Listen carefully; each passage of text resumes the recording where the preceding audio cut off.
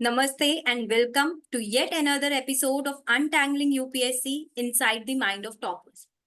Today we have with us a very special guest, Varda Khan, who has secured an All India Rank 18 in UPSC CSE 2023. Thank you, Varda, for joining us today. Thank you, ma'am, for providing this opportunity. She was also once in your shoes, grappling with the never ending syllabus and the constant pressure to succeed. But fear not. Today, she will not only share the secrets to success, but will also share about her journey of the unending triumphs and the sheer grit which led her here. So, Varda, first of all, I would like to ask that you were already working in KPMG. You were earning a pretty decent salary, काफी settled life चल रही थी. Then what inspired you to join the Indian Foreign Services? So all of those people who've graduated from Delhi University or who might have been there in a commerce field must be knowing that although we do get the opportunity of getting placed at one of the big four at the campus itself, but the starting fresher role doesn't, I wouldn't say that it's a very lucrative opportunity in the sense of the kind of work responsibilities that you are allocated. So much of it is a grunt work, not really providing you a meaningful interaction with the client as such. And also, I would say that the salary is not too handsome that you would like to settle for it. But I would say that these weren't the primary motivations when I decided to switch over to civil services as a career. It was, I would say that the first factor, rather, that I couldn't see any direct impact that I was creating via the work that I was doing. I was just a small part of an entire organization and the entire domain. But no, I wouldn't say that it is not an essential function for the running of any economy. But yes, it also depends upon your personal priorities that what is the kind of work you derive satisfaction from. That at the end of the day, whether you are content that you have impacted any person's life or created a meaning as such. So when I was grappling with these questions, it was then that I decided to transition to civil services as a career. Okay, so basically, you were maybe inspired by the impact the officers who join the services they create on the society. Okay, maybe you are working Yes. with, you are involved in the formulation of a policy or implementation of it. That is what inspired you to join the services. Yes, definitely. I felt that my calling lied more in a place where I would be giving back to the society, where I would be a part of the, growth story of my country, rather. That's very inspiring. So, when did you basically start preparing? Like, did you Yeah. start it from your So college year itself, from graduation, or afterwards? Yeah. Like I said, that I hadn't planned about this during my graduation, during my college days. So I started preparing. I had decided to pursue this while I was working. And Hmm. on a personal level, I started a little bit of preparation, which included newspaper reading. And I remember downloading the PDF of a Spectrum and just glancing through it to get an idea of modern history. I chose history to study first because I used to enjoy it during my school days as well. But my full-fledged preparation, I would say, started when I resigned from my job back in 2021. I Hmm. enrolled for the GS Foundation course of Vajiram because when I decided to pursue this, then I had thought that I would be doing full-time preparation as I couldn't manage it with my job responsibilities.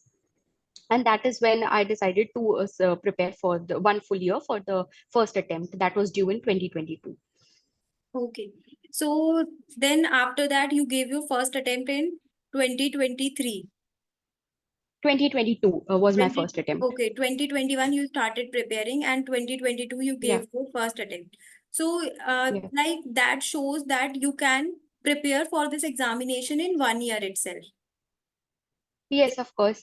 I would say that if you are someone who's had who's studied NCRTs and all, or who has some idea and has gone through the syllabus thoroughly, Hmm. then I would say 1 year is more than enough for preparing, provided that you have to be very disciplined and regular with your studies. Okay. So now next what I would like to ask is कि फिर आपने preparation की, job भी छोड़ी, and then you gave the first attempt and you were a brilliant student, but unfortunately you could not qualify the prelims examination. So how did you deal with it? क्योंकि this is the stage जहाँ पे काफी लोग demotivated हो जाते हैं, maybe they leave the preparation. So what kept you motivated? Yeah. So, when I had started out, I also used to watch through a couple of topper videos and the rankers of previous year, and I came to realize that it has got clearing it in a first attempt or early on has got nothing to do with our past credentials, our academic history, irrespective of how brilliant we have been. So it's like failure is a part and parcel of this UPSC preparation journey, and you have to accept that you might have to face failure in this journey.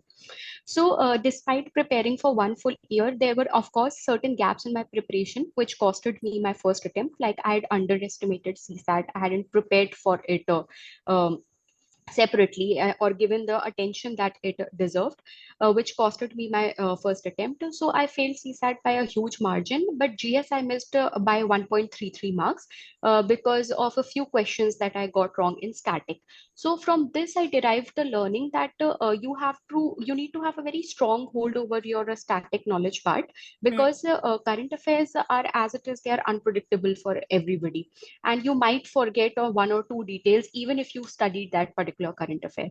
But static is something that is coming right from your books, so that is within your control. You cannot afford to do that wrong. So this was one learning, besides of course understanding the importance of CSAT, at least in prelims. बहुत ही अच्छी बात है और may be insights थे ये. Because one thing is static, ठीक है, जिसे जनरली स्टूडेंट्स इग्नोर करते हैं, and specially 2 to 3 months before prelims. 2 to 3 months Yeah, before prelims उन्हें लगता है पता नहीं कितना करंट पढ़ ले, और जिसकी वजह से स्टैटिक इग्नोर करते हैं. And the next thing which is CSAT, very well pointed out. अभी जैसे रिसेंटली भी बहुत सारे स्टूडेंट्स के मार्क्स आए हैं. I have gone through a lot of marksheets. लोगों के जीएस में yeah, 94 है, 100 है, बट देख सी सैट पे 65 है या मे बी 57 है. So I think, yeah, true. So I would like to ask कि फिर सी सैट पे वर्क कैसे किया? Yeah. So I thought ki, because I had maths till class 12th, and hmm. irrespective of your background, there are a couple of themes which, if you are thorough with the logics, the formulae, and the tricks in those themes, then it won't be a hurdle, provided that you're able to tackle the reading comprehension, the passages part. So I think most of the people who are unable to clear are because of the quant section, hmm. and they usually have a good hold over the English passages part, because that you can practice with PYQs. So for CSAT, you don't need to have an year-long preparation, of course, but at least maybe 5 to 6 months before a prelims, like from December or January onwards, we usually get into the prelims mode. So when you start your prelims-oriented preparation, then every day you can devote at least 2 hours to CSAT, during which what I used to do is that first I analyzed my own paper of 2022, hmm. and I categorized it into two parts. That what were the questions that I knew, the concept that I remembered, but owing to pressure, I did them wrong in the exam hall, and what were some of the concepts that I had forgotten and need to brush over. So based on that, I brushed a few concepts of a particular chapters from YouTube.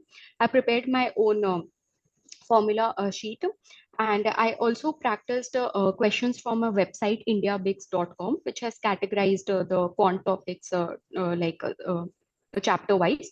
And after having done all of this, then I practiced the PYQs of given by UPSC itself.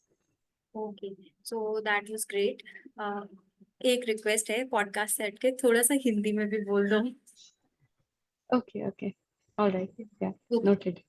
ठीक है. सो when you like could not qualify the first prelims, you might have felt demotivated as well.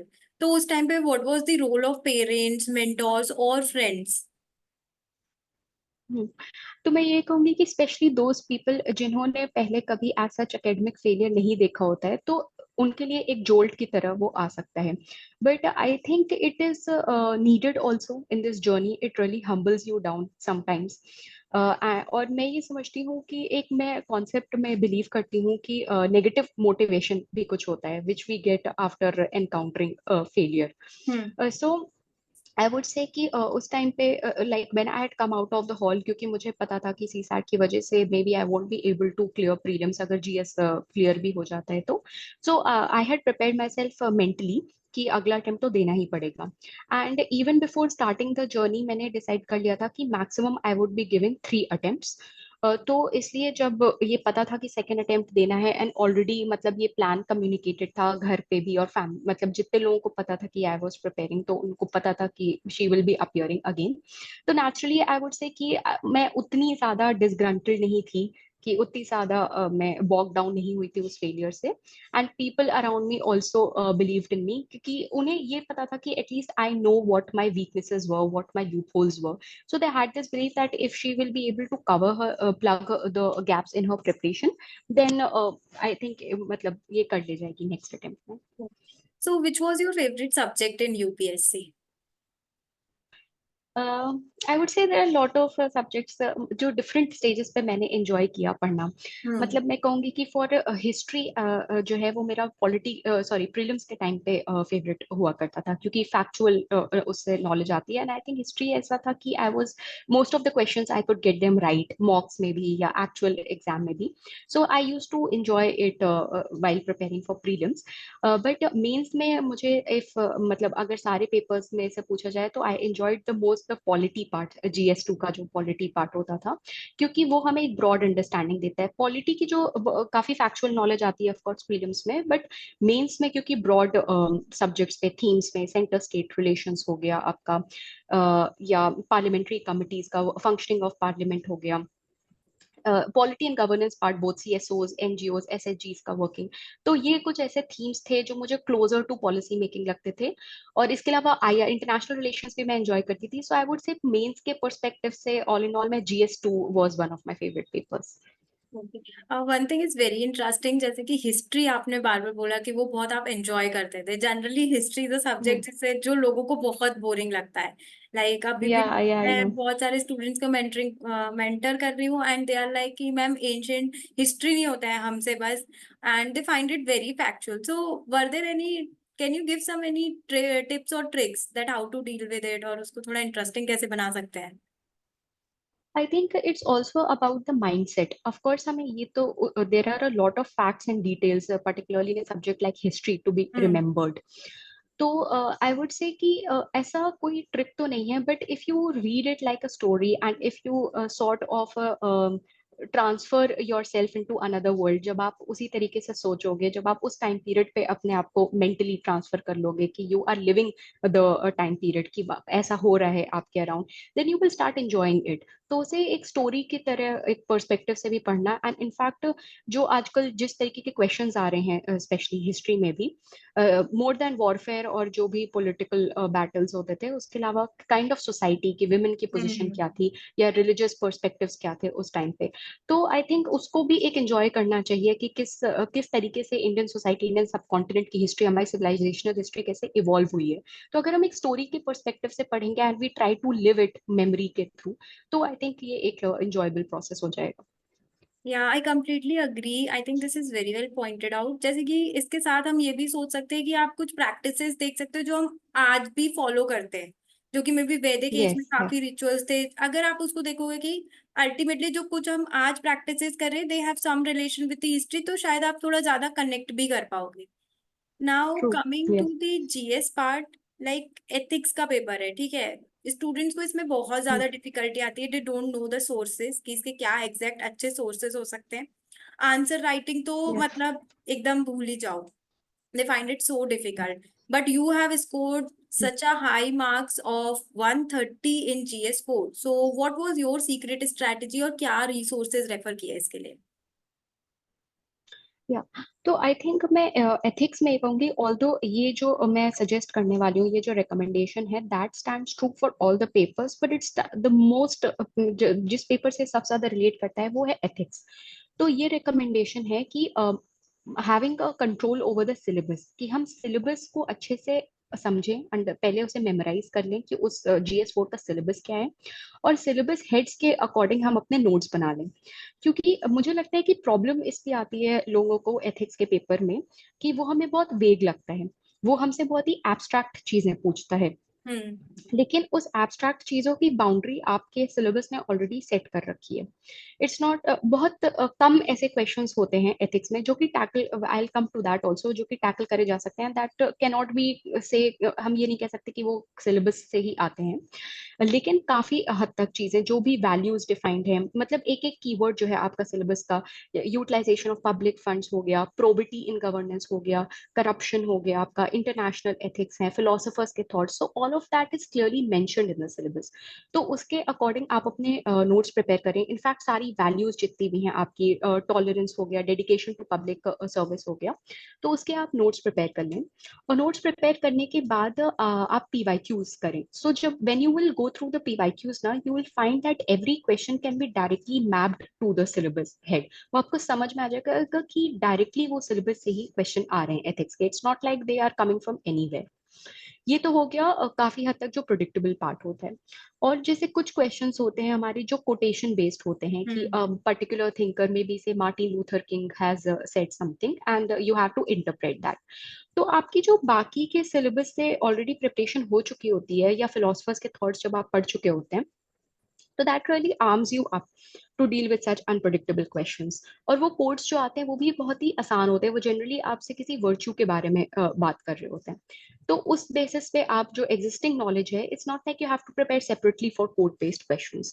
तो hmm. जो आपकी existing knowledge है, values के जो notes हैं, philosophers के थॉट्स, उसके बेसिस पे you can answer code based questions. So this was the section A part जो होता है एथिक्स का। सेक्शन बी में हमारे केस स्टडीज होती हैं। केस स्टडीज में पीपल मतलब they miss the paper, they are unable to attempt all the questions, mainly because sometimes the case studies are quite lengthy. So what I did for case studies was I analyzed the previous year papers of 7 to 8 years, and और मैंने उसमें recurring themes कुछ identify करी कि case studies इन्हीं themes से ज्यादातर आती हैं। जैसे corruption से आएगा, या development versus ecology से, gender injustice से आएगा, work culture से आएगा, international ethics से आ जाएगा। तो ये कुछ रेकरिंग थीम्स हैं जिनके आप अगर फ्रेमवर्क्स बना लें कि अगर इस टॉपिक से आया तो मैं ऐसे इंट्रोड्यूस करूंगा या करूंगी, और उस एथिकल कंसर्न्स भी जनरली सेम होते हैं करप्शन में, और फिर आप वो किसी फिलोसफर्स के थॉट से उसे कंक्लूड कर लें, तो ऐसे फ्रेमवर्क आप जब रेकरिंग थीम्स पे बना लेते हैं, तो चाहे किस भी तरीके की केस स्टडी आए, वो आपका केस डिफरेंट हो सकता है, बट वो फ्रेमवर्क वहां पे फिक्स हो जाएगा। सो इस तरीके से सेक्शन बी को टाइमली कंप्लीट किया जा सकता है। So, आपने did you refer any source for making the notes? Notes, how did you prepare, or which source you referred for making the notes? या सो पर्सनली बिकॉज मैंने अवाजीराम का GS foundation course किया था, तो मेरे पास एथिक्स के notes थे। हम्म। But मेरे 2 अटेम्प्ट्स में एक बहुत डिफरेंस रहा था मेरी एथिक्स की अप्रोच में, कि पहले बार में तो द नोट्स वर, क्योंकि मेनली एथिक्स 3 पार्ट में डिविजिबल होता है, इम्प्लिसिट है ये असम्पशन कि फिलोसफी का पार्ट होता है, पब्लिक एडमिनिस्ट्रेशन होता है, साइकोलॉजी के कुछ टॉपिक्स होते हैं। सो मेरे नोट्स इन 3 कैटेगरीज में क्लासिफाइड थे। And I came to realise कि इस तरीके से तो एग्जाम से पहले रिवाइज करना would be a little difficult. तो हम्म। पहले मैंने अपने नोट्स एक जगह कंसोलिडेट कर लिए, और जो मैंने कंसोलिडेट किया वो सिलेबस हेड्स का जो ऑर्डर था उसी के अकॉर्डिंग किया। उसके बाद I also found one inadequacy कि वो थी एग्जाम्पल्स की। आई थिंक एथिक्स में सबसे इंपॉर्टेंट ये भी है that we have to quote the examples of public servants, so that we are able to show the direct application of those ethical values in the hmm. Lives of, मतलब एक relevance है ना किस लिए paper हमें पढ़ाया जाता है, because it has a relevance in the life of a public servant. So it's best to quote the civil servants who live up to those values और एथिक्स। तो वो मैंने ऐड कर लिए थे, और इसके लिए मैंने 2 टॉपर्स के नोट्स को यूटिलाइज किया था। एक तो श्रुति शर्मा मैम जो ऑल इंडिया रैंक 1 थी थोड़े टाइम पहले, और हम्म। 2022 में ऑल इंडिया रैंक 26 थी गुंजिता अग्रवाल मैम। तो इन दोनों रैंक होल्डर्स के नोट से मैंने कुछ एग्जांपल्स पब्लिक सर्वेंट्स के और कुछ यूनिक पॉइंट्स या फिलोसफर्स के थॉट्स वो ऐड कर दिए थे। हम्म। तो इस तरीके से मैंने अपना एथिक्स का प्रिपेयर किया था। ओके। हाँ, ये काफी अच्छी चीज आपने पॉइंट आउट की, दैट इज कि आप टॉपर कॉपीज से अपने एथिक्स के नोट्स को सप्लीमेंट कर सकते हो।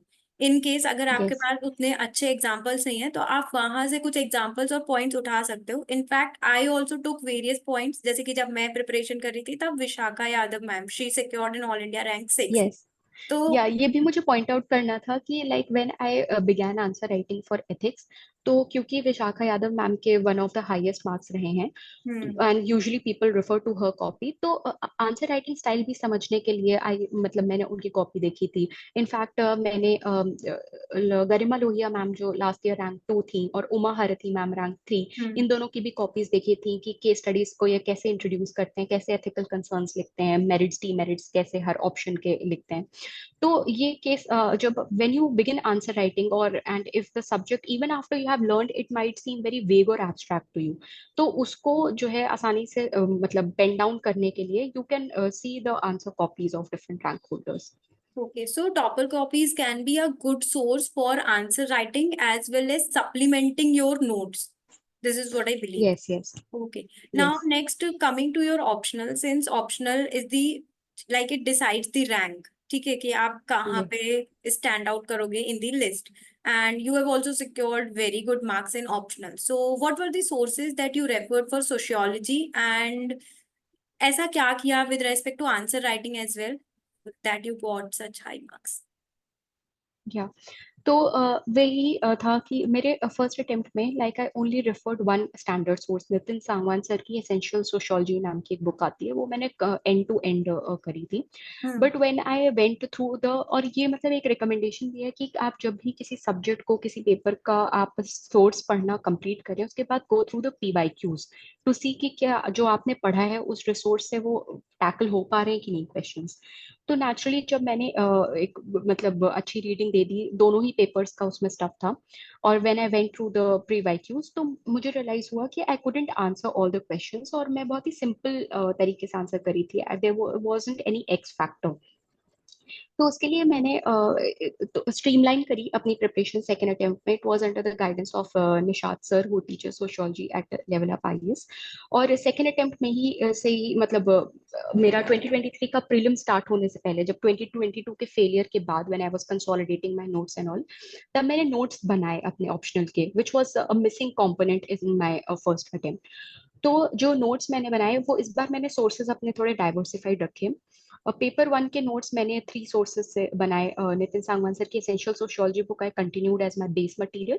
थिंकर्स के लिए मैंने रिट्जर बुक रेफर करी, और एक और हरलम्बस एक ब्लू बुक होती है, वो कुछ चैप्टर्स मैंने तो इन तीनों सोर्सेज से पेपर वन के खुद के नोट्स मैंने प्रिपेयर किए।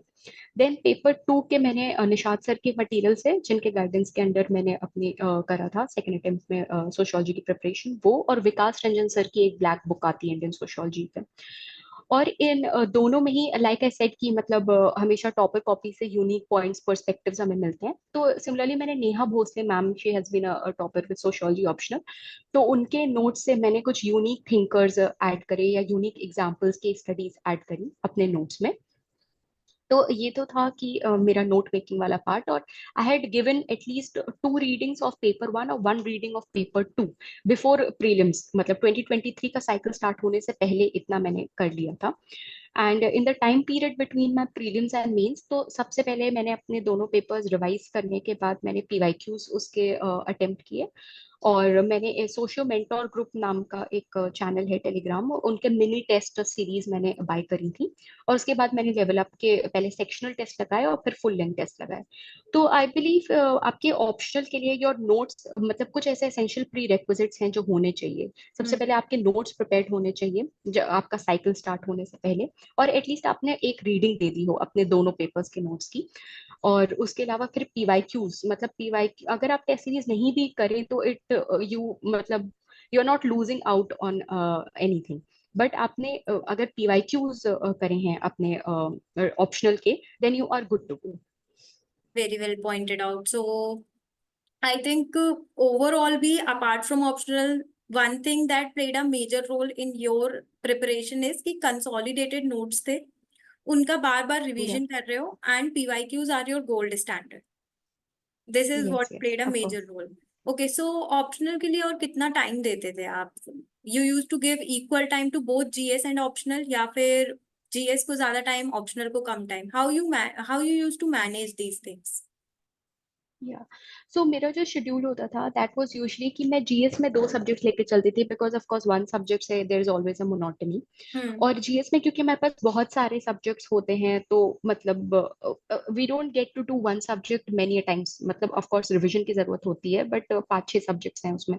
बट ऑप्शनल एक ऐसा था कि मैं at least 2 to 2.5 hours right after, मतलब जो मई जून से लेकर के पूरा दिसंबर तक मैं 2 आवर्स एवरी डे अपने ऑप्शनल को देती थी। और ये जो 2 आवर्स 2.5 आवर्स होते थे, इसमें नोट मेकिंग करना, और नोट मेकिंग के बाद रीडिंग देना, लर्न करना ऑप्शनल को, वो सब इंक्लूडेड होता था। तो आई थिंक ये वाला जो आपका टाइम पीरियड होता है कि when especially for those who have failed of course, लेकिन जैसे आप someone who is preparing for 2025 cycle maybe, तो जो ये and if you have started your preparation at least 1 year prior, क्योंकि हम्म। मई और जून में यूजुअली होता है प्रीलिम्स। तो अभी से लेके आपका दिसंबर तक का टाइम बहुत ही अपॉर्चुन टाइम होता है अपनी ऑप्शनल के प्रिपरेशन के लिए, क्योंकि January onwards everyone is in a prelims oriented mode.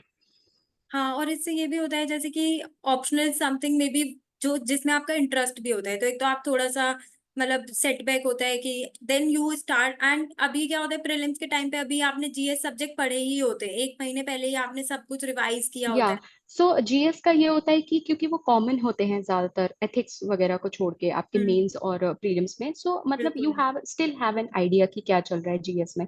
But optional से आपका बिल्कुल कनेक्ट लूज हो जाता है जब आप प्रीलिम्स मोड में आ जाते हैं। So it's hmm. बेटर कि आपके नोट्स तैयार हो और एक रीडिंग आप दे चुके हो जब न्यू साइकिल बिगिन होने से पहले।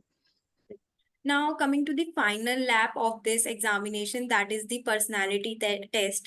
In that also, you have hmm. secured 198 marks. That's an amazing score, I would say. So, what was your strategy towards the personality test? And can you share your interview experience? कौन सा board था? How did you feel on that day? Nervousness, etc. या सो I think interview एक ऐसा phase होता है जो ना सिर्फ मैंने, आई बिलीव सभी लोग बहुत ज्यादा एंजॉय करेंगे इंटरव्यू में। क्योंकि इट हैज ऑफ कोर्स आपको answer writing practice and all का प्रेशर नहीं होता है, टेस्ट का प्रेशर नहीं होता है। It's just that you have to refine your communication skills.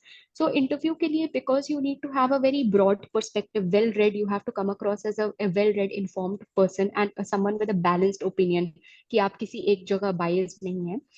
तो उसके लिए थोड़े मल्टीपल सोर्सेज मतलब रिफर करना ही चाहिए। तो आई रेफर टू न्यूज़पेपर। जैसे नॉर्मली मैं द हिंदू पढ़ती आ रही थी, बट मेरे इंटरव्यू के प्रिपरेशन से पहले द हिंदू, इंडियन एक्सप्रेस में दोनों पढ़ती थी। और Hmm. इसके अलावा मैं इकोनॉमिक इश्यूज के लिए, क्योंकि I have a background in commerce, I was expecting a couple of questions from economy and commerce, so I used to refer to Mint also sometimes. इसके अलावा मैंने नोट्स प्रिपेयर किए थे अपने इंटरव्यू की प्रिपरेशन के लिए भी।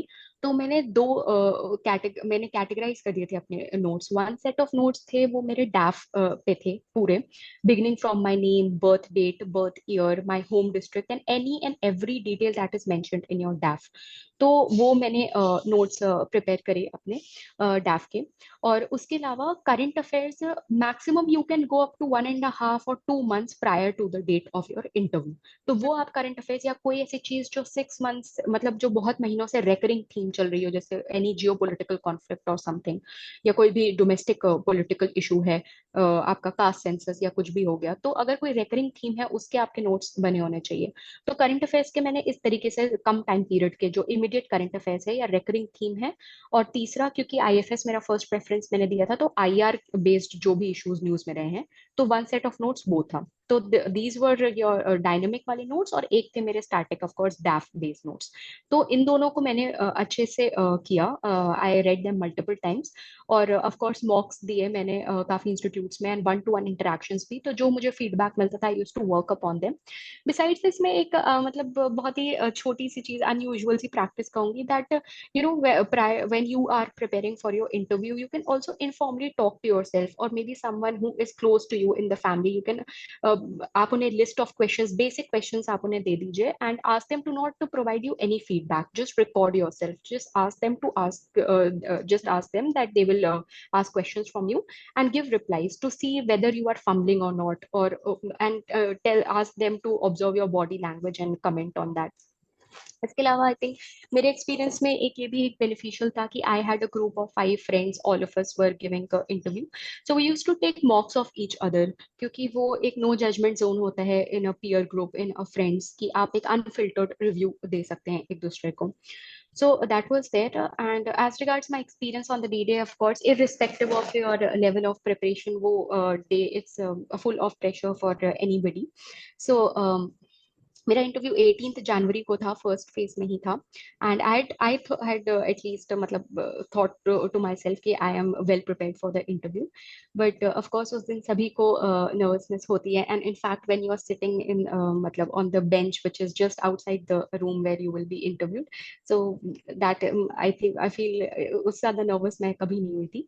But when you step into the room and the board is very cordial, it makes you feel at ease. And when it begins the it doesn't seem like an interrogation, it seems like a very easy conversation, and they just want to know about you, so you just have to be honest and easy going about it. And of course बस यही चीजें आपके control में होती हैं, बाकी तो it's always subjective and depends upon luck.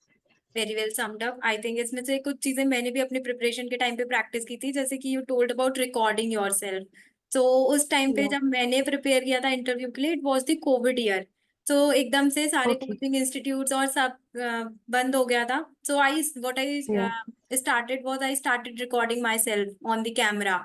और फिर मैं देखती थी कि मेरे फेशियल, क्योंकि हम बहुत ज्यादा कट ऑफ हो जाते हैं, कितने दिनों से किसी से बात ही नहीं करी है. True. Yes, yes. तो Yeah. एकदम से फेशियल एक्सप्रेशन भी कुछ अजीब ही आते हैं, और ऐसा लगता है कि बहुत स्ट्रेस हो रहा है, इजीली तो बोल ही नहीं Hmm. पाते हैं. So I use to True. Notice all Yeah. That, and I think you also followed that. And yes, definitely peer group is very important, क्योंकि सबसे ज्यादा इंपॉर्टेंट यही है that how well you speak और how well you are framing things. तो वो रोज बोल बोल के ही आएगा. And more than that, I feel a peer group का सबसे बड़ी utility होती है that they can provide a very honest review to you. They will not sugarcoat things maybe that institutes might do because आप इतने दूर जा रहे हो, इतने efforts ले रहे हो.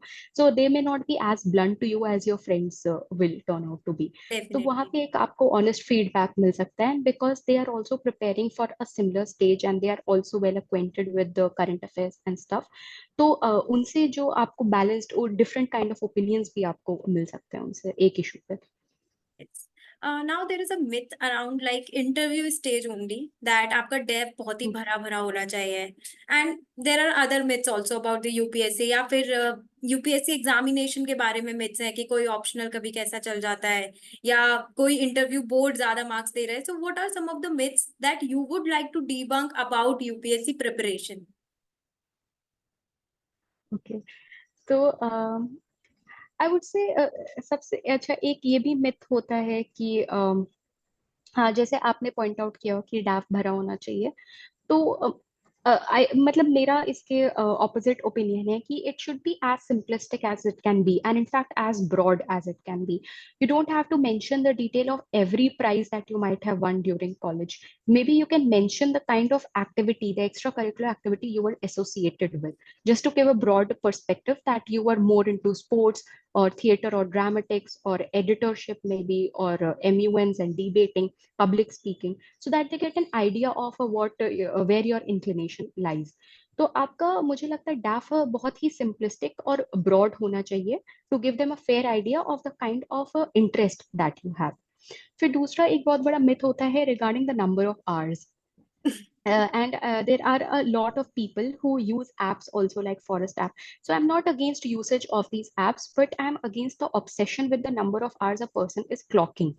For instance, sometimes there's a lot of obsession. लोगों को लगता है कि मतलब I have been able to do मतलब for 14 hours, और उनके दिमाग में एक फिगर सेट होता है, and they will sit for 14 hours irrespective कि उनकी प्रोडक्टिविटी शायद 9 hours में ही खत्म हो गई थी या 8 hours में, but they will continue to sit. और चाहे वो चीजें ग्रास्प ना कर पा रहे हो, बट क्योंकि उन्होंने वो एक फिक्टिशियस सा फिगर सेट कर रखा है, तो वो बैठे रहेंगे 14 आवर्स तक जब तक उनका ऐप वो शो नहीं करता है. तो I think number of hours में you have to be realistic to yourself and you have to analyze by yourself कि आपका जो मैक्सिमम प्रोडक्टिविटी का टाइम है, या कितना आपका अटेंशन स्पैन कब तक अच्छा रहता है. A lot of people have been able to clear with just 4 to 5 hours of very focused study. And there have been matlab exceptions also कि a lot of people are able to take small breaks in between and stretch up to 14 hours. तो ये एक I think obsession नहीं होना चाहिए ये, और ना ही इसमें किसी से इन्फ्लुएंस होना चाहिए. So you have to analyse it yourself कि कितने number of hours that works for you and accordingly prepare your time table for it. Besides I don't think कि इसके अलावा मतलब बाकी के मैथ्स आई वुड से कि जो बोर्ड को लेकर के एक होता है पर्सपेक्टिव, जो ओपिनियन होता है हमारा. So, throughout this journey, irrespective of the stage, there is a lot of subjectivity involved, and of course, luck is a factor जो किसी भी एग्जाम में होता है, not just UPSC. So yes, a lot of variables are at play, irrespective of your performance there. कि, according to you, might have given a justifiable answer. You might have been able to justify every point that you made there, the questions that were asked, but maybe it didn't sit well with the kind of leaning or ideology the chairperson or other panelists might be having at that table. So yes, that can be ascribed. उसकी वजह से जो poor scores आते हैं, that can be ascribed to the subjectivity of the process and luck factor. Maybe it wasn't in your destiny to clear it that particular year. So yeah, I would say कि हाँ ये myth, but I'm not sure to what extent this myth is true कि a particular board awards higher marks, because based on the data analysis also, before the results, a lot of such ऐसी बहुत सी report circulate करती रहती है Telegram groups में, where in x aspirants और rankers have done a data analysis, जिसमें वो बताते हैं कि डिफरेंट बोर्ड्स ने पास्ट में कितने हाईएस्ट मार्क्स अवार्ड किए, कितने लोएस्ट करे, क्या उनके एवरेजेस रहे. And when you will go through it, no, you will come to realise कि बहुत ज्यादा वेरिएशन नहीं होता है और हो भी नहीं सकता है. They are also given certain guidelines which they have to comply with. So ये जस्ट मतलब ये इस चीज को प्रूव करता है कि it's not as random as it is made out to be. UPSC preparation it takes a very long time. एक साल आप पढ़ते हो, फिर एक साल एग्जाम देते हो, and sometimes it is not necessary कि आपका नेक्स्ट ईयर हो जाए, as we saw in your case as well. So how you kept yourself motivated during this preparation? क्या करते थे फ्री टाइम में ताकि दोबारा से थोड़ा रिफ्रेश हो जाए? सो of course like you said, और ये आई थिंक एक रियलिस्टिक एक्सपेक्टेशन भी रख के चलना चाहिए कि irrespective of your academic background and your academic brilliance in the past, you will have to accept that you might have to face failure in this journey and you might have to reattempt this paper. So, and it will get monotonous, of course, when you're reading the same stuff and following the same routine after a certain point of time. पहले तो initially interesting लगता है कि नई चीजें पढ़ रहे हैं, एक multidimensional perspective मिल रहा है, but वही चीजें जब बार बार पढ़नी पड़ती हैं तो it really gets monotonous. So, I guess a small retreats लेते रहने चाहिए इस journey से, and that can be synced with your monthly targets and your daily targets as well. So what I used to do is I used to keep small incentives for myself. Ki if I am able to get like if I'm done with this month's target, maybe I would deactivate like I would activate my account social media handle which usually remained deactivated, and use them for a couple of days, or maybe I would go on an outing with my friends. So and when I was done with the daily target, तो ये तो monthly होता था. So when I was done with the daily target, I used to take a stroll in my society, or maybe talk to my friends, a few of my friends, or read another book. Like I was into reading and stuff, a non-academic book, something just syllabus से related नहीं था. So that मतलब your mind is off the journey and the preparation for a certain amount of time. So इस तरीके से जब आप daily मतलब you have to understand that you have a life beyond this journey also. तो जब आपने कर लिया है अपना target कि आज के मेरे 8 to 10 hours मुझे पढ़ना था, then you can indulge in anything that जो आपको खुश रखती है, that जिससे आपको satisfaction मिलता है, and similarly you can do for on a monthly basis also.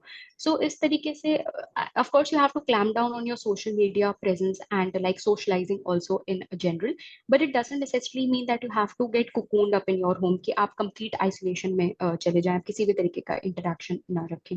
So you have to strike a good balance between both कि you are meeting your targets also, but at the same time you are not becoming a monk. Yeah, I think you have busted another myth also about the UPSC that you have to become a monk. Yeah. ठीक है कि आपको अपने कमरे से बाहर ही नहीं निकलना है अगर आप यूपीएससी की प्रिपरेशन कर रहे हो तो.